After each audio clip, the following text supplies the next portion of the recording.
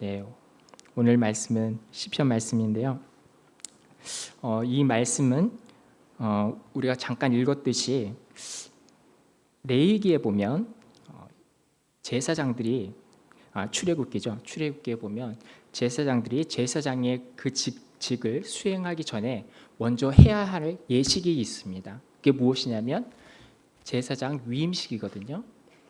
목사님들도 그러죠. 목사직을 수행하기 위해서는 목사 안수식을 거쳐야 되죠. 그러고 나서 목사직을 수행할 수 있듯이 이 제사장들도 이 제사장 위임식을 거행했었어야 하는데 7일 동안 이 제사장 위임식을 거쳐야만 했습니다. 2절에 보면 이런 표현이 있죠. 머리에 보배로운 기름이 수염 곧 아론의 수염에 흘러서 그 옷깃까지 내림 같고, 이 표현이 바로 그 위임식 때 있었던 그 사건을 묘사하는 장면이죠. 그 위임식 때 제사장들은 의복을 다 갖추었어야 해요. 그리고 하나님 앞에 서기 위해서 하나님의 모세로 하여금 그들에게 기름을 부으라고 하셨죠. 그 기름은 관유라고 그러는데요. 그 관유를 그 제사장들의 머리에 이렇게 붓게 되면 그 기름이 어떻게 될까요? 머리로부터 타고 흘러서 발까지 이렇게 흘러내리게 되겠죠. 지금 이 장면이 바로 제사장 위임식에 있었던 그 사건을 지금 묘사하고 있는데, 이 시편 기자는 이것을 통해서 무언가를 우리에게 말씀해 주시고 싶으셨던 것 같아요. 여기서 보시면 2절에 한 인물이 등장하죠. 그 인물이 누굴까요? 아론이 등장하잖아요. 그렇죠? 아론은 대제사장이잖아요. 그렇죠? 이 대제사장 아론이 예표하는 인물이 누구일까요? 바로 예수 그리스도시라는 거예요. 그래서 성경에서 보면 예수님의 그 대제사장직을 표현하는 성구들이 있는데요. 제가 읽어드리도록 할게요. 히브리서 4장 14절 한번 띄워주시겠습니까? 함께 읽도록 하겠습니다. 그러므로 우리에게 큰 대제사장이 있으니 승천하신 자 곧 하나님 아들 예수시라. 우리가 믿는 도리를 굳게 잡을지어다. 아멘. 예, 예수님께서 이렇게 대제사장직을 수행하시는 분이시라는 거예요. 그럼 예수님께서도 제사장 위임식을 하셨을까요? 안 하셨을까요? 하셨나요? 언제요? 성경에 보면 마태복음 4장에 보면 예수님께서 세례 요한이 세례를 주는 곳에 나오잖아요. 그렇죠? 그랬을 때 오히려 세례 요한이 제가 당신에게 세례를 받아야 할 터인데 당신이 저에게 나아오시나이까 그러면서 막잖아요. 그렇죠? 그런데 이렇게 하는 것이 우리가 하나님의 의를 이루는 것이니 허락하라. 그래서 결국 세례 요한이 예수님께 세례를 베푸는 그 이야기가 마태복음 4장에 나오는데, 예수님께서 그래서 침례를 받으시죠. 물속에 들어갔다가 나오시는데 어떤 일들이 있었나요? 하늘이 열렸고요. 그리고 성령이 비둘기같이 그의 위에 임하셨다 그러죠.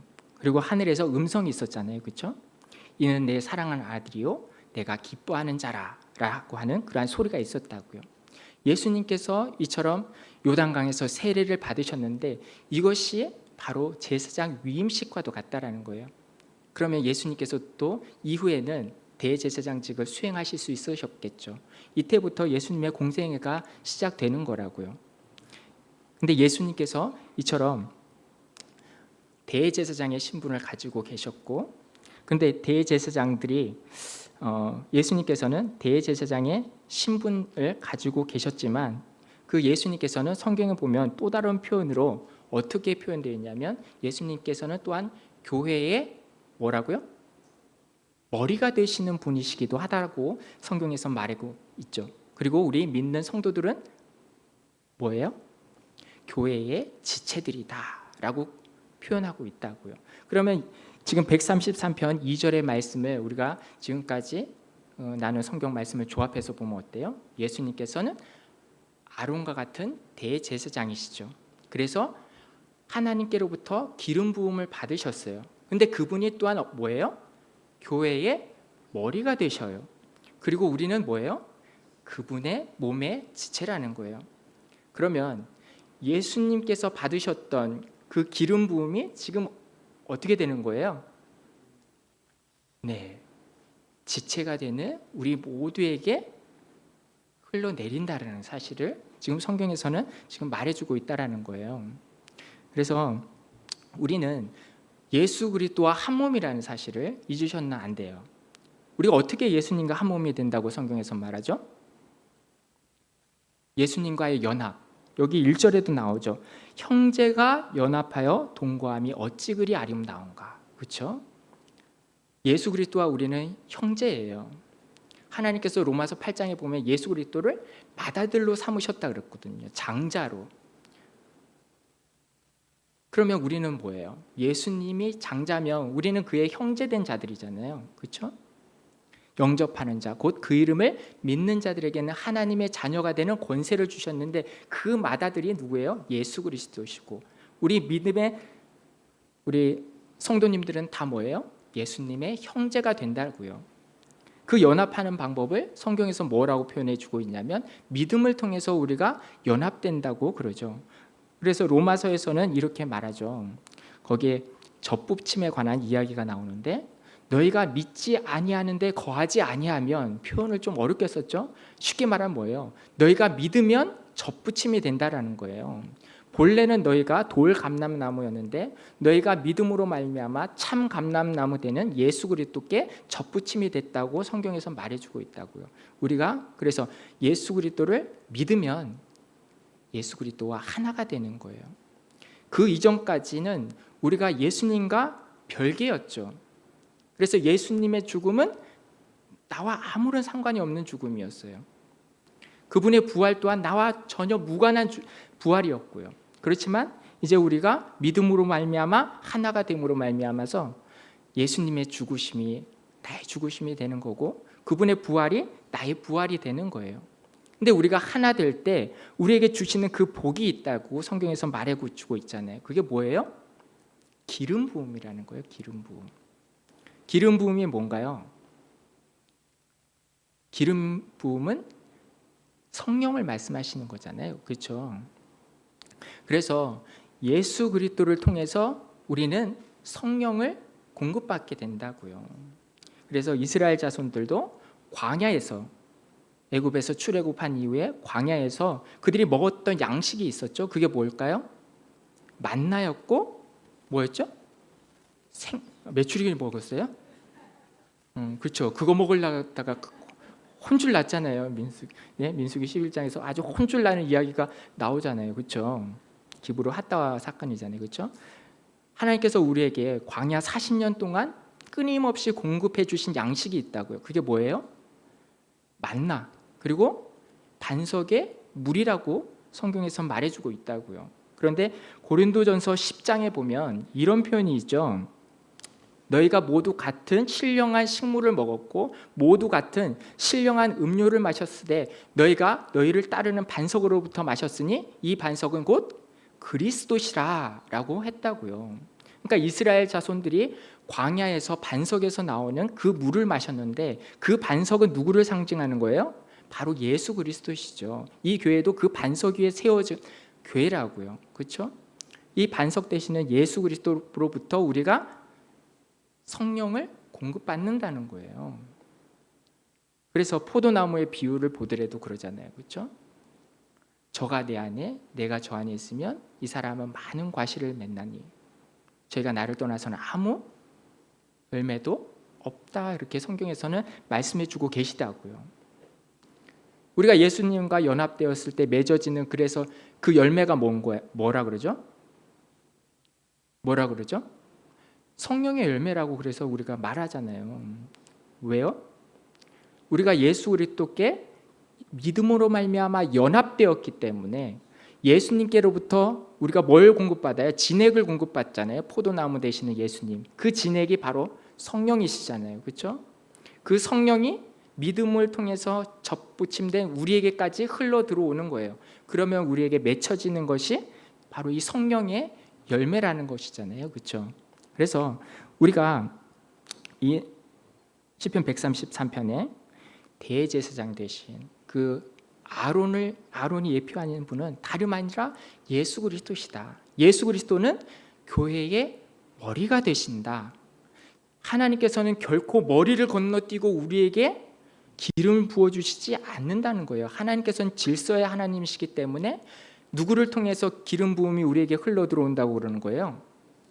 오직 예수 그리스도를 통해서만이 우리가 기름 부음을 받을 수 있다라고 되어 있죠. 그래서 우리에게 중요한 건 뭐예요? 연합이라는 거예요. 그래서 믿음이 중요하다라는 것이죠.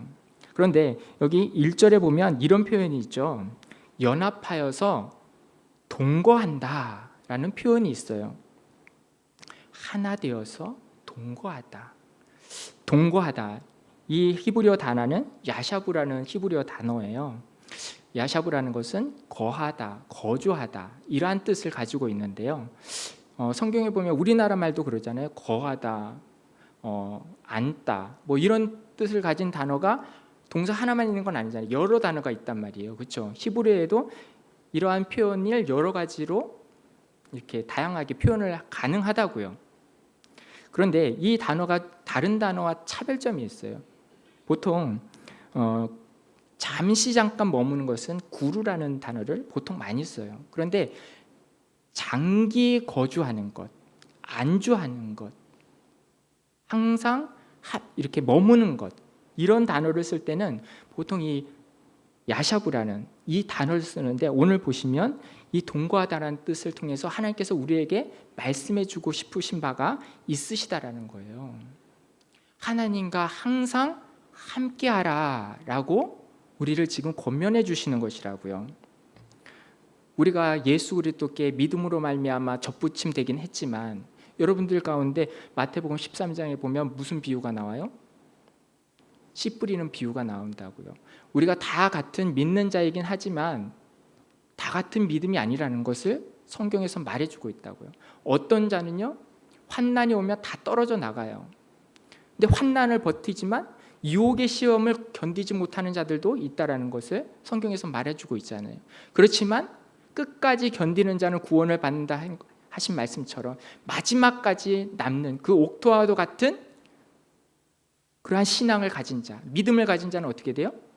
결국 살아남는 거죠. 30, 60, 100배의 풍성한 열매를 맺게 되는 거라고요. 그러면 어떻게 해요? 고난이 왔다고 떨어져 나가고 유혹이 왔다고 떨어져 나가면 그 신앙이 과연 구원받을 수 있겠냐는 거예요. 구원받지 못한다는 거예요.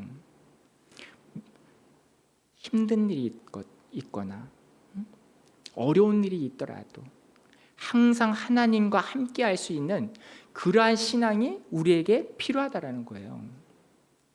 딱 보시면 우리는 이렇게 읽어야 돼요. 우리는 동거라고 쓰여 있지만 이 단어를 읽을 때 우리 믿음의 성도들은 동고동락이라고 읽을 수 있는 그런 믿음이 있으셨으면 좋겠어요. 요즘 보시면 많은 커플들이 결혼하기 전에 이 동거를 하더라고요. 그렇죠? 한번 살아보고 일단 살아보고 이놈이다 싶으면 잡고 아니면 이놈 버리고 다른 놈 한번 만나보고 그 중에서 골라 잡는데 그런데도 불구하고 어때요? 마음이 안 맞아서 헤어지는 그 이혼율이 엄청 높잖아요. 그렇죠? 그렇다고요. 요즘 많은 사람들이 이런 동고동락의 신앙이 아니라 동거동락의 신앙을 가지고 있는 사람이 있는 것 같아요. 기쁨은 같이 할 수 있는데 고난은 같이 할 수 없다. 이런 신앙은 과연 열매 맺는 신앙일 수 있겠는가? 이게 불가하다라는 거예요. 그래서 여러분들 다 결혼하실 때 주례 선생님이 뭐라 그러죠?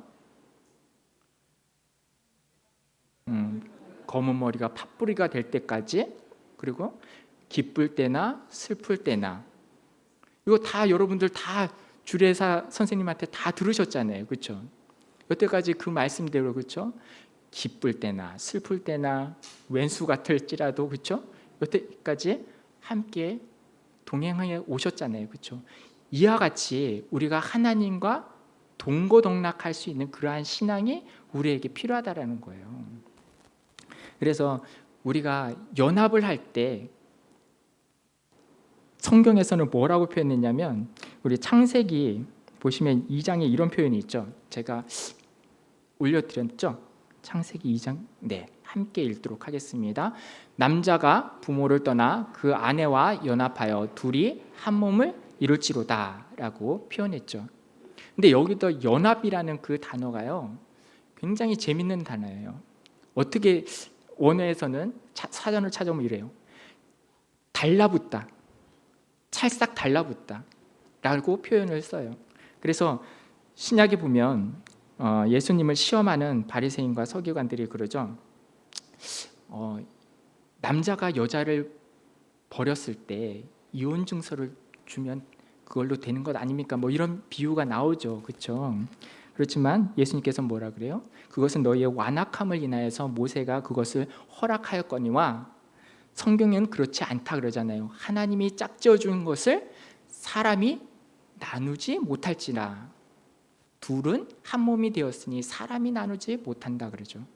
하나님께서 하나 되게 해주셨다는 거예요. 둘이 아니라 하나예요. 그게 연합이라는 거예요. 찰싹 달라붙다. 이것이 이 단어가 또 어디서 나오냐면 룻기 1장에서 또 나오거든요. 룻기 1장 제가 1장 14절인 것 같은데 함께 읽도록 하겠습니다. 그들이 소리를 높여 다시 울더니 오르바는 그 시모에게 입맞추되 롯은 그를 붙쫓았더라. 이 붙쫓았더라라고 하는 이 단어가 바로 창세기 2장에 나왔던 그 연합이란 다바크라는 단어예요. 이 다바크라는 신앙이 우리에게 필요하다고요. 여러분들 룻기 1장에 보면 룻이 시어머니가 자기를 자꾸 떼어놓으려고 그러자 룻이 뭐라고 그러나요? 어머니가 가는 곳에 나도 가고 어머니의 하나님이 나의 하나님 되고 어머니의 백성이 나의 백성이 될 것이요 어머니가 죽으시는 곳에 나도 죽어 그곳에 장사될 것이라. 그러니 어머니 나를 강권하여서 자꾸 떠나라 하지 마옵소서 그렇게 하잖아요. 그렇죠? 우리는 주님과 끝까지 연합하는, 달라붙어서, 저는 이 다바크라는 단어를 볼 때 항상 연상되는 게 있어요. 그게 뭐가 연상되냐면 여러분들 조개 먹으면 조개 뭐 하나 붙어 있죠. 그게 뭐죠? 관자잖아요. 관자. 그 원통형에 관자가 붙어 있는데 여러분들 그 조개 먹다 그거 떼어 보셨나요? 예, 그거 떼어 먹으려고 젓갈로 막 팍팍 긁어도 어때요? 잘 떨어져요, 안 떨어져요? 잘 안 떨어지잖아요. 그렇죠? 저는 다바크라는 단어를 볼 때 이 조개의 관자가 생각나요. 그래서 여러분들이나 저나 정말 예수님께 이렇게 찰거머리처럼 관자와 같이 붙어있는 저와 여러분들이 되었으면 좋겠습니다. 그럴 때 주님이 계신 곳에 우리도 가는 거예요. 우리가 주님은 지금 어디 계시나요? 하나님 우편에 계시잖아요. 그렇죠? 우리가 예수님과 연합되어서 붙잡는 삶을 살 때 우리 또한 저 천국에서 주님을 다시 제외하게 될 줄 믿습니다. 또 성경을 보시면 3절 한번 같이 읽어볼까요? 헐몬의 이슬이 시온 산들에 내림 같도다. 거기서 여호와께서 복을 명하셨느니 곧 영생이로다. 그렇죠. 여기서 보면 헐몬이라는 단어가 나와요. 이 헐몬이라는 이 단어는 지명인데요. 지금의 레바논 지역을 말하죠. 레바논의 안티 레바논이라는 그 산맥이 있어요. 그 산맥을 보시면 우리나라 백두산과 같은 레바논 사람들도 좀 신령하게 여기는 산이 있는데 그 산이 바로 이 헐몬이에요. 또 다른 표현으로는 헤르몬이라고도 하죠. 이 산은 거의 눈이 녹질 않아요. 너무 높기 때문에 해발 약 제가 찾아보니까 2,800m 정도 되더라고요. 우리나라도 백두산을 신령한 산이라고 여기잖아요. 그렇죠? 백두산의 높이가 2,700 몇 미터라고 그러더라고요. 그러니까 거의 높이가 맞먹는데 이 산이 신약 성경을 보시면 예수님과 그리고 베드로, 야고보, 요한이 함께 올랐었던 그 변화산의 무대로도 추정되는 그러한 산이죠. 근데 여기서 보시면 그 산에 뭐가 내린다는 거예요? 지금 이슬이 내린다는 거예요. 성경에 보면 이스라엘이란 그 단어를 여러분들이 성경 프로그램이나 이런 것들이 있으면 한번 찾아보세요. 다양한 의미가 나와요. 여기에 보면 보통 하나님의 은택으로 또 은총으로 해석되는 성경 구절이 많은데 그 외에도 또 물질적인 복, 그러한 복으로도 나오고요. 또 여러 가지로도 해석이 가능한데 오늘 본문에서는 이것은 하늘에서 내려오는 하나님의 은총, 은택이라고 또 우리가 봐야 될 것 같아요. 근데 그 이슬이 마치 아론 대제사장의 머리에 부었었던 그 보배로운 기름이 흘러내리는 것처럼 어때요? 시온 산들 위에서도 시온 산들에게도 흘러내린다라고 지금 표현해주고 있잖아요. 그렇죠? 여기서 우리가 좀 눈여겨야 할 단어가 무엇이냐면 흘러내린다라는 거예요. 흘러내린다. 복이라는 것은요, 흘러가야 되는 거예요. 우리는 바로 하나님께로부터 복을 받은 존재들이지만 이 복이 우리 안에 머물러 있어서만은 안 된다라는 거예요. 이 복은 어때요? 또다시 다른 누군가에게 흘러가야만 한다라는 사실을 성경에서 말해주고 있는 거라고요. 이 헐몬산으로부터 요단강이 발원하는 거예요. 여러분들 요단강의 그 뜻을 아시나요? 성경의 히브리어 단어로는 야르덴이라고 그러죠. 그리고 지금 그 요단강의 그 지명을 가진 국가가 있어요. 어느 국가인지 아시나요? 이스라엘 바로 맞은편 동편에 있는 요르단. 이 요르단이라는 나라가 바로 이 야르덴이라는 그 히브리어 어근에서 나온 거예요. 같은 뜻이에요. 근데 이 단어가 어떤 뜻을 가지고 있느냐? 흐르다라는 뜻을 가지고 있어요. 헐몬이라는 그 산으로부터, 이 헬몬이라는 산은 바로 이 천상을 상징하는 곳이겠죠. 하나님이 계시는 곳, 거룩한 산을 상징하는 것이라고요. 그것으로부터 은혜가 내려가는 거예요. 그럼 어때요? 그 요단강을 통해서 흘러간다고요. 이스라엘에 보통 우리는 한라산부터 백두산까지라고 그러지만 이스라엘은 뭐라고 표현하죠? 브엘세바로부터 단에 이르기까지, 그 단 바로 위가 바로 헤르몬산이거든요. 이 헤르몬산에서 발원한 그 물이 어때요? 거기는 만년설이기 때문에 여름철이 되면 어때요? 그 물이 녹아서 이 요단강을 따라서 이스라엘 남방으로 흘러 내려가는 거예요. 그러다가 어디까지 들어가죠? 여매까지 들어간다고요. 여러분들이 잘 아시는 사해라고도 하죠. 사해는 여러분들 지상에서 가장 낮은 곳이에요. 해발 몇 미터가 아니라 해발 마이너스 300~400m라고요. 그 물이 결국 어디로 가는 거예요? 그 사해로 흘러가는 것이라고요. 우린 최종 종착지가 되어서는 안 되겠죠. 최종 종착지가 되면 어떻게 되죠? 고인물은 썩어버린다. 여매가 괜히 사해가 아니다. 죽은 바다라고 그러잖아요. 그렇죠?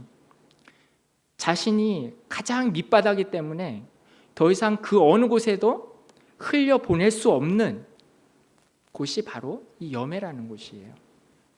사해라고도 그래서 불리죠. 그 사해바다는 아무런 생명체도 살 수가 없어요. 염도가 너무나 높기 때문에. 우리는 어떤 존재가 되어야 될까요? 받으려고만 하지 마시고, 성경에 보면 주는 것이 받는 것보다 복이 있다고 성경에서 말씀해 주고 계시거든요. 우리는 하나님께로부터 연합되어 있기 때문에 하나님께로부터 하늘의 그 이슬과 같은 신령한 은혜가 우리에게 임한다고요. 근데 우리가 이 은혜를 어떻게 해야 될까요? 흘려보내야죠. 우리가 최종 종착지가 되어서는 안 된다고요. 그래서 성경에 보면 이런 말씀이 있는데 제가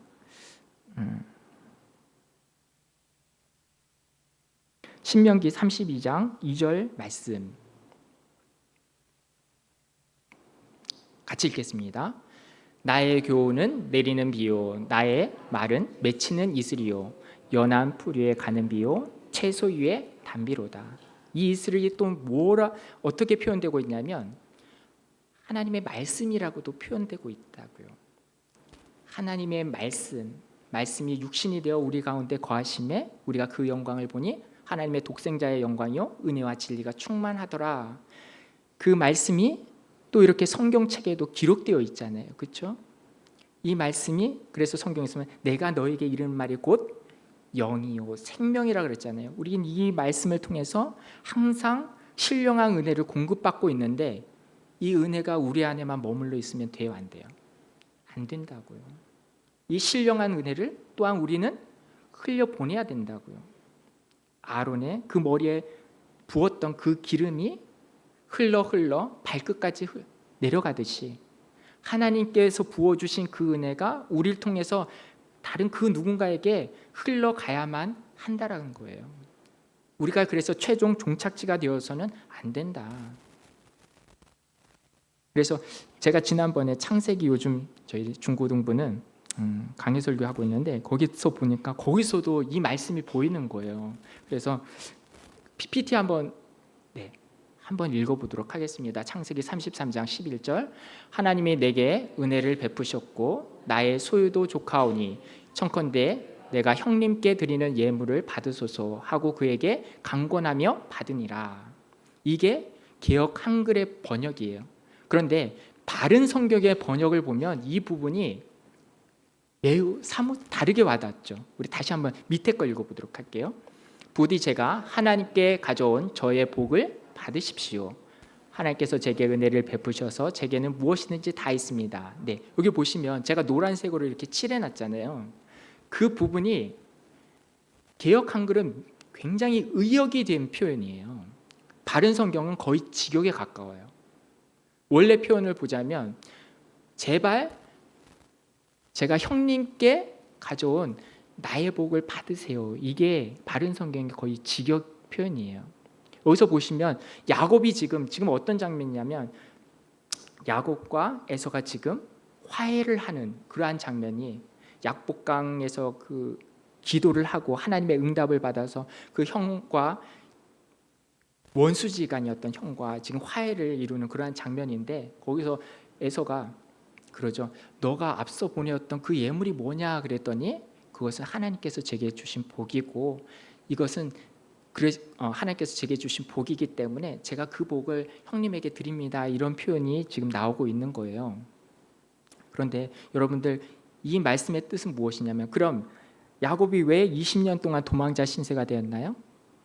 형 에서의 장자권을 빼앗았죠. 그리고 또 어때요? 축복권마저도 아버지를 속이고 자기가 취했잖아요. 그렇죠? 그것 때문에 형과의 사이가 깨어졌기 때문에 결국 20년간 이렇게 도망자 신세가 될 수밖에 없었거든요. 근데 그 아버지로부터 받은 복이 뭘까요? 그 복을 성경에서는 이렇게 말해주고 있거든요. 창세기 27장 말씀 제가 거기 찾아드렸었나요 혹시? 네, 한번 읽어보도록 하겠습니다. 야곱이 받은 복이에요. 하나님은 하늘의 이슬과 땅의 기름짐이며 풍성한 곡식과 포도주를 내게 주시기를 원하노라. 하나님께서 이삭이 그러는 거죠. 그 아들 야곱 에서라고 생각했었지만 야곱이었죠. 그 야곱에게 축복을 하기를 하늘의 이슬과 땅의 기름짐의 복이 너에게 임하기를 바란다. 지금 이렇게 축복하고 있는 거라고요. 그러면 그의 형 에서는 어때요? 에서도 뒤늦게 와가지고 아버지께 막 매달리고 떼를 쓰죠. 아버지, 저에게도 복을 빌어주세요. 제발 제게도 복을 빌어주시옵소서 하면서 대성통곡하잖아요. 그랬더니 아버지가 그 에서에게 뭐라고 빌어줬을까요? 창세기 27장에 그 표현이 제가 안 찾아드렸나요? 제가 읽어드리도록 하겠습니다.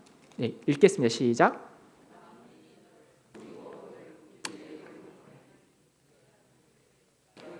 내 어머니 아들들이 내게 굴복하여 내게 저주하는 자는 저주를 받고 내게 축복하는 자는 복 받기를 원하노라. 네, 그 다음 거 있죠. 그 다음 거 있나요? 네, 읽겠습니다. 그 아비 이삭이 그에게 대답하여 가로되 너의 주소는 땅의 기름짐에서 뜨고 내리는 하늘 이르세 뜰 것이며. 이게 그 아비가 에서가 대성통곡하면서 아비에게 때를 썼을 때 그 아비 이삭이 그 에서를 축복했던 내용이에요. 뭐래요? 에서야, 내가 너에게 복을 빌어주고 싶지만 너는 땅의 기름짐에서 떨어졌어. 하늘의 이슬에서도 어떻게 돼요? 떨어졌어. 결국 뭐예요? 복이 있다는 거예요? 없다는 거예요? 없다라는 거예요. 우리가 믿기 이전에 바로 어떤 상태였다라는 거예요? 에서와도 같은 상태였다라는 거예요. 하늘의 그 기름짐, 하늘의 그 이슬의 은혜와 땅의 기름짐의 은혜에서 우리가 떨어져 있던 그런 에서와도 같은 존재였었는데 이제는 어때요? 우리가 예수 그리스도와 연합함으로 말미암아 하늘의 그 이슬의 복과 땅의 기름짐의 복을 우리가 취하게 되었다고요. 그런데 형 에서를 만났던 야곱은 어때요? 자신이 받았던 그 복을 지금 어떻게 하는 거예요? 자신은 이미 아버지 형 에서로부터 장자권을 빼앗았어요. 축복권도 빼앗았다고요. 이 야곱을 건너뛰고 에서에게 하나님의 복이 임할까요? 그럴 수 없는 거예요. 질서의 하나님이시기 때문에. 야곱을 통해서만이 에서는 복을 받을 수 있는 거예요. 마찬가지죠. 우리의 형제, 자매, 이웃, 주변을 친족들을 보세요. 믿지 않는 자들이 있잖아요. 그렇죠? 그럼 우리가 어떻게 해야 되나요? 우리만 하늘의 이슬과 땅의 기름짐의 복을 누리며 살면 그것으로 족할까요? 아니라는 거예요. 야곱이 그랬던 것처럼 하나님께서 내게 주신 그 복을 어떻게 해야 되나요? 흘려보내야죠. 그래서 성경에 보면 이 하나님께서 주신 그 복을 흘러가는 그러한 사례들이 성경에서 많이 나온다고요. 그래서 우리도 우리의 삶 가운데 이 시편 133편의 말씀을 잘 적용하셨으면 좋겠어요. 그를 통해서 우리도 복을 받아요. 그렇죠? 우리를 통해 흘러가면 우리를 거치지 않고 갈 수가 있나요? 그 복이 없다고요. 먼저 우리에게 하나님의 복이 임하는 거예요. 그리고 흘러간다고요. 모두가 이 영적인 원리를 잘 적용하셔서 하나님께로부터 큰 축복받는 저와 여러분 될 수 있기를 주님으로 축원합니다.